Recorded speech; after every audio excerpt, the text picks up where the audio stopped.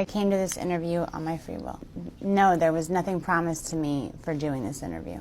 Excellent. Yes, everything that I say at this interview will be the truth.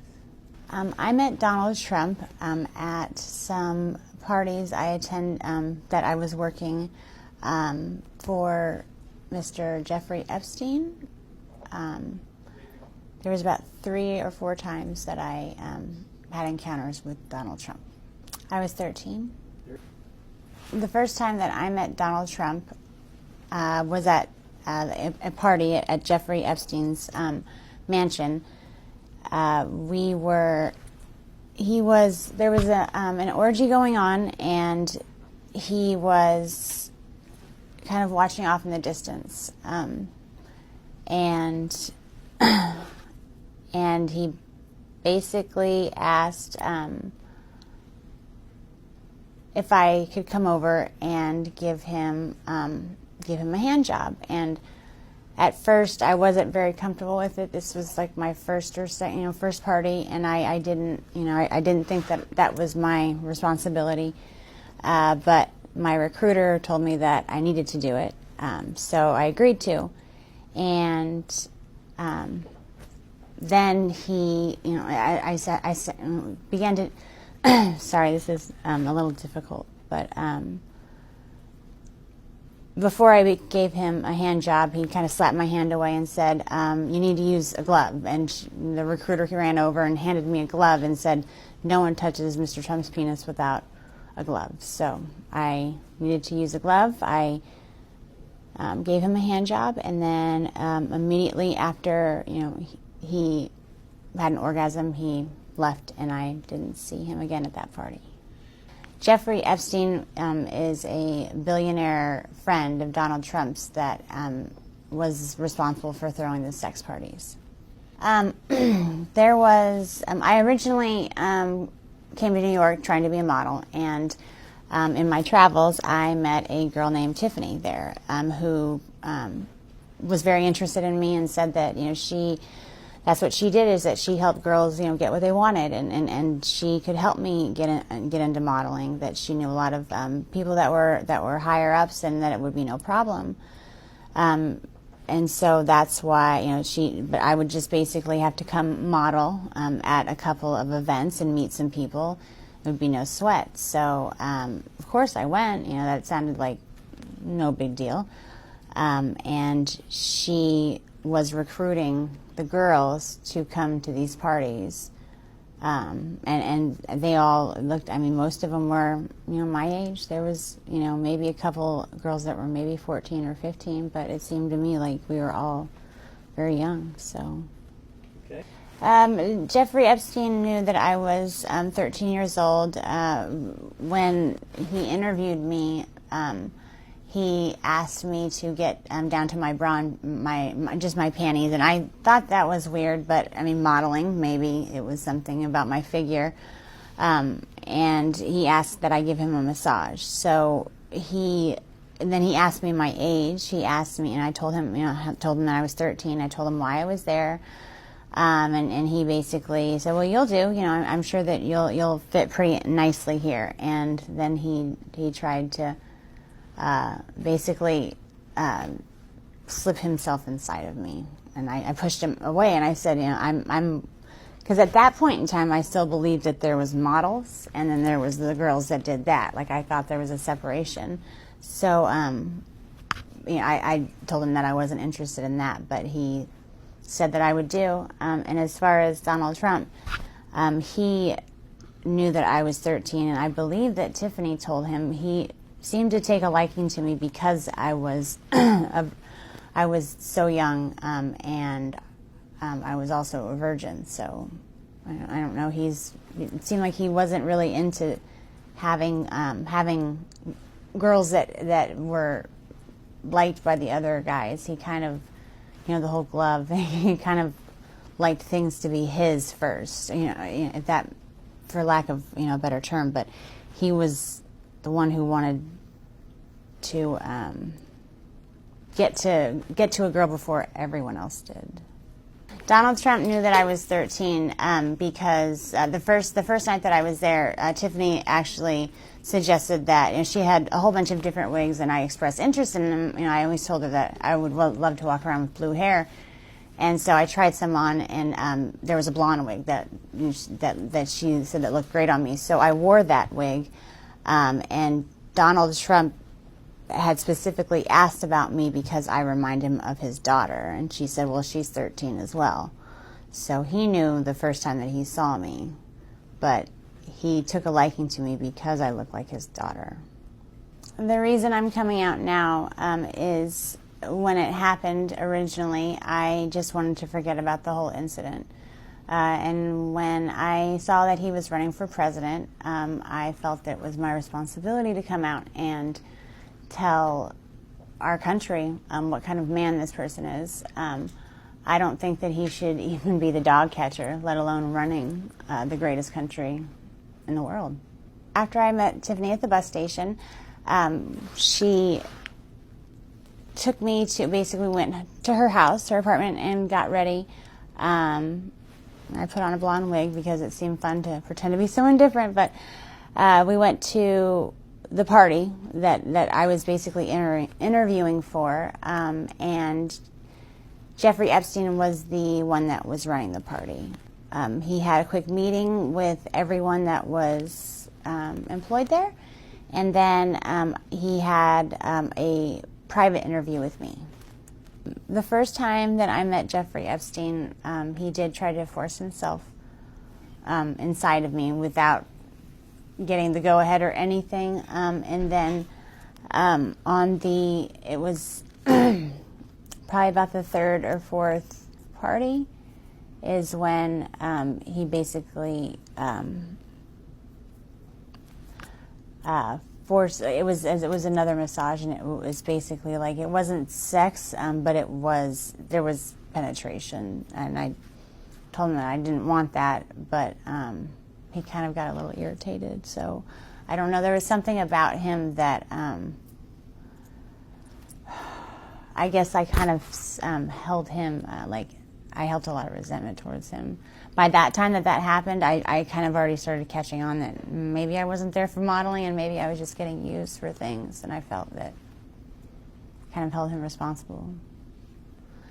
I did receive money to go to these parties. After every party, I was paid by Mr. Epstein. There wasn't, out of all the girls that were there with me, most of them were 13, 14. I think the oldest one might have been 16, just turned 16. And she'd been there for a while. It was Tiffany. He liked to watch other people have sex. He's a germ, doesn't like germs, so he, rather than partaking, he just watches. So and Tiffany had informed him that I was the virgin, and so I was basically, so it was Tiffany who introduced us. Okay.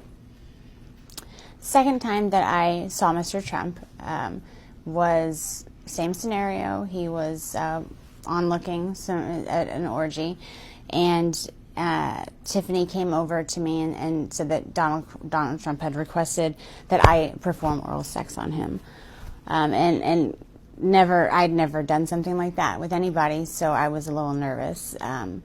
So I walked up to him, and he was sitting there very proud, and I just kind of moved in that direction, and he kind of slapped me away and said, "What are you doing? You know, you need to put a condom on," like I was some dirty filth or something without a condom. Tiffany ran over and handed him a condom and apologized, profusely, and said that would never happen again. And she looked at me and scolded me basically like a child and said that, that's not how, Donald Trump always, anytime you touch his penis, it needs to have a condom on or a glove, and especially when it comes to performing oral sex. So I apologized, and then I performed oral sex on him. And once he was done, he hopped up, and that's the last I saw of him at that party. It's like once he's done, he's out. So. Okay. Sometimes before some of the things that I noticed that were weird with him was sometimes before the parties he would come over, and Jeffrey Epstein and himself would kind of banter back and forth, and he was Donald Trump was very racist. He said a lot of racist things. Like there was a lot of comments towards Mr. Epstein about being Jewish.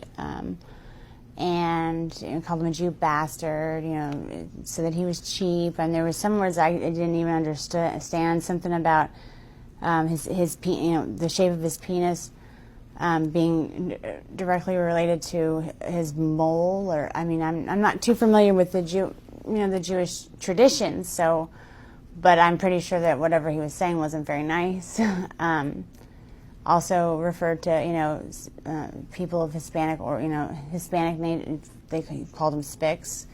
That was around the first time that the World Trade Center had gotten the bombed in the 90s. And he was, talking about the towel heads and how, we would just be better off if we, didn't let him in, or, basically got rid of every single one that was already here. And I felt it made me really uncomfortable, really, really uncomfortable. He also loved to call black people niggers, and Arabic people he called sand niggers. The only time that he tried to give me some money was our last encounter together, where he acted out a rape fantasy. I was forced to give that money back because Jeffrey Epstein paid us after the party. So, but he just gave me the money. I don't even know why he gave it to me. Maybe to make me feel more cheap, but it was a pretty. It was a rape fantasy to him, but I wasn't playing. So. There was those 2 times, and then there was after the next thing that Tiffany approached me with was that he had a fantasy where he walked in on his maids basically making out, and that it was some type of fantasy for him. So she asked. I was at that point. I was like, I don't want to be involved with anything that has to do with him. But she's like, you were just basically the other one. So there's nothing that you will have to do. Just don't, he's requesting you to be involved. So I reluctantly, I felt like I didn't have a choice there. But it was basically he's walking in, his 2 maids. I was one of the maids. I was the white maid. And there was a Spanish girl, Maria, who was the Hispanic maid. And we were making out, and he walks in, and he gets really angry and threatens to call immigration on Maria if she doesn't come over and make things right and give him a blowjob. So while she is over there giving him a blowjob, I am just trying to, I'm supposed to look scared, like, oh no, and cleaning up things and pretending like I'm trying to go back to my job as a maid. And then he's being so rude to Maria. I felt so bad for her, even though I guess it just didn't seem like a fantasy. It didn't seem like it's the weirdest fantasy as far as that. He was threatening to call immigration on her, so that she didn't know how to. She wasn't even near going down to give him. Perform oral sex on him before he slapped her away and said, what are you doing? You need to put a condom on, and she's trying to, I'm so sorry, and he's like, you can't even understand what you're saying, it just, you speak English, he called her derogatory comments, and then he's like, you know what, you don't know what you're doing, have her come over and show you how it's done. And so I said that I didn't, I had to go over there, or else he was going to call immigration on Maria. I didn't know if it was true or not, but I felt that, he said that if I didn't show her how to perform oral sex on him, then he was going to call immigration on her and then get rid of us both.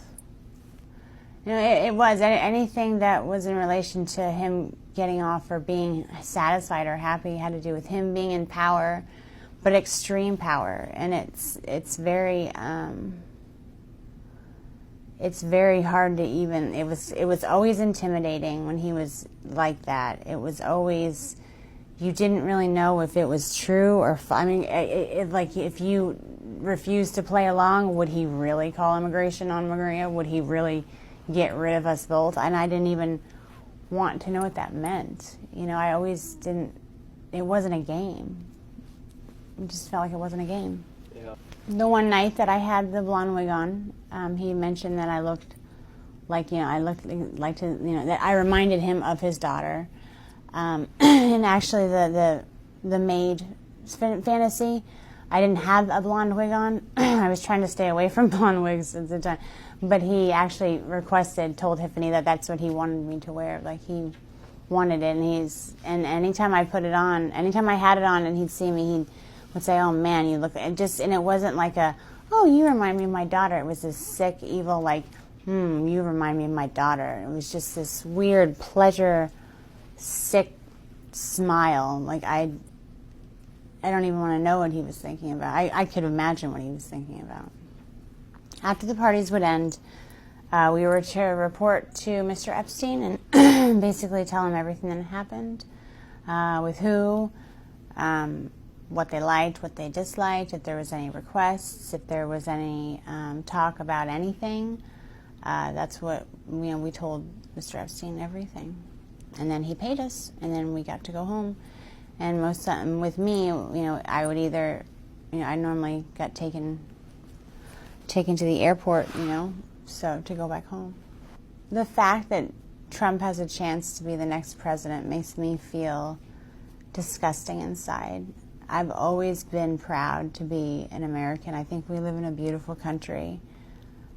But I just see him ruining everything.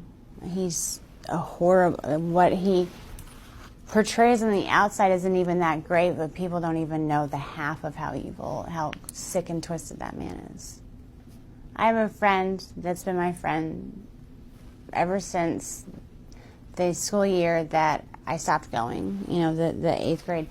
I confided her, and she knows all about it. She knows everything. I mean, I destroyed everything of, any planes. I couldn't risk my dad finding out.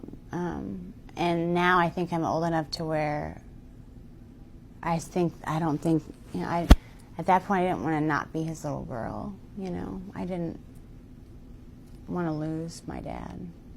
Basically, I would never, as far as keeping proof of any of the trips, the only person, I never told my parents, there would be no happy, there would be no good outcome of telling my parents. They would have grounded me. I would have never been allowed out of the house. My father would have come unglued. I did tell a friend, she's still my best friend to this day. She knows everything. She knows it all. I'm prepared to do whatever it takes to save the country that I believe that we have. I know what he does behind closed doors. If that's all, I'm willing to sacrifice my life to put our country back in the right, going maybe in some type of positive direction. Not even, there's no right or wrong, but a positive direction. This guy's not going to take us anywhere positive. As far as my life changing by coming out with this information, I've thought long and hard about whether or not I should. And I've gone back and forth. But I think that I think that the American people need to know what kind of man this person is. And if my life changes because of that, then so be it. But the American people need to know what they're dealing with. If I had the chance to talk to Donald Trump, I would run the other way. I'm scared of him like I've never been scared of anything else in my entire life. I can't explain it to you, but the fear of him even being in the next room, I have a panic attack. The last encounter that I had with Donald Trump, Tiffany approached me about a rape scene that was supposed to be played out, and I didn't like the sound of that at all. But Tiffany assured me that it wasn't going to be, if it was anything I wasn't comfortable with, we could stop. That she would be right there, and that it wouldn't get out of hand, and that it was a fantasy, like it wasn't really going to happen. And so I told her that I would. She basically, Tiffany was always nice to me. It wasn't that I trusted her, else and I wouldn't always trusted her or done what she asked me to. But she was there, and he came in, and I was basically tied to a bed with pantyhose, and he tied him. They were so tight, it hurt to even lay there. And I tried to say something. And it was like, he's just, shut up, shut up, bitch. It was basically like he was being really, really rough. And I understand. It just didn't seem like a fantasy. And I started to get scared, and he was, basically ripping my clothes off, and I was actually I got freaked out. I told him that I didn't want to do this. I screamed over for Tiffany. She was like, Mr. Trump, and she's only, this is scaring her. And he's like, oh, you shut up too. He just turned into this animal. It was like a completely different person. It was like everyone in the room was scared of him, and I was. It was like I couldn't do anything about it, and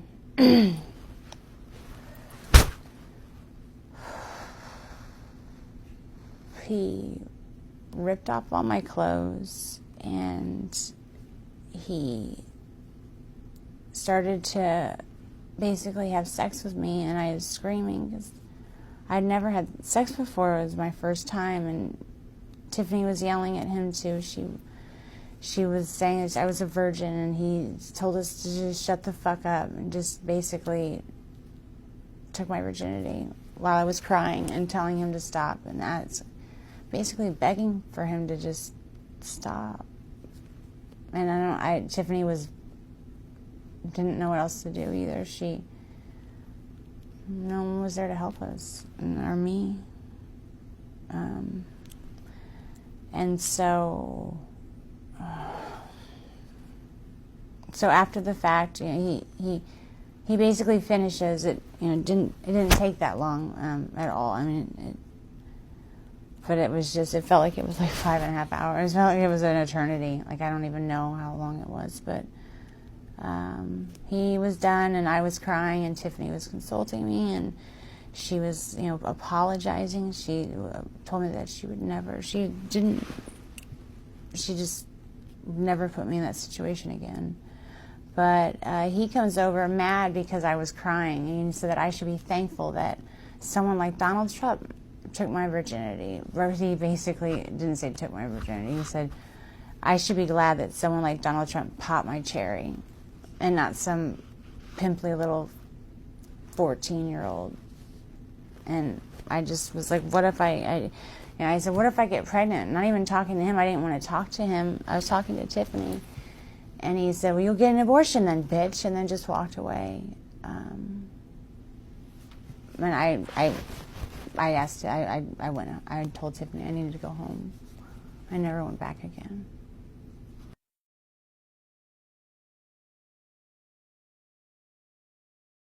I guess it's for you to decide, if I don't have any kids myself, because I'm afraid to have kids, because I mean, who knows what kind of damage they can get into, but if you have a 13-year-old daughter and would you be okay with the person who's running our country doing that to your little girl? And I don't know. I just want people to know. I think that I have a faith in our society that will make the right choice. He seemed to be taking great pleasure in like dominance and control, and just the more I screamed, the more I got scared, the more he was enraged and enraged with power, and it was like he was just charged with it. It was scary. My experience with Donald Trump has made it to where I can't be in a healthy relationship, much less I can't be in a relationship without myself sabotaging it. I don't do well. I've been in a couple of relationships. I mean, they're never of interest to me normally, but one in particular that was he was a wonderful man, and I completely, knowing I had like subconsciously, I couldn't even control myself. It was like I had to get him out of my life because, I don't know why. It was like anytime anyone loves me, I don't feel worth it, or,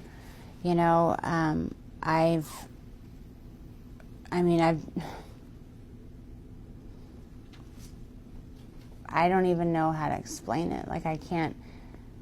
Friends, I can have guys that are acquaintances, but I just, anytime it's maybe someone expressed anything else besides that, I can't. I take some type of pleasure, I don't take pleasure in it, but subconsciously, whether I mean to or not, sometimes I've meant to. It's like I purposely hurt their feelings just so they'll never talk to me again. Like, I make sure that it's not ever a possibility. Donald Trump destroyed my feeling of self-worth and my self-esteem when it was still growing, like when it just bloomed. It hadn't even had a chance to experience anything. I have only spoken to one therapist about this just recently, actually. For a long time, I really tried to forget about it. Just tried very hard. But I've been to counseling for other things, and I went to counseling for the previous relationship that I was sabotaging, and my counselor said, something has happened to you where you need to deal with that. That's actually what kind of was like, He knew that there was something that had happened where I was sabotaging these relationships, but he said that it was my responsibility to deal with it, of course. This situation with Donald Trump has destroyed my self-esteem, and it's made it to where I feel like it's destroyed part of my life. The only healthy relationship I've completely demolished. And I love to choose the dysfunctional ones that I know I can just push away. After what happened with him, I can't trust a man ever again.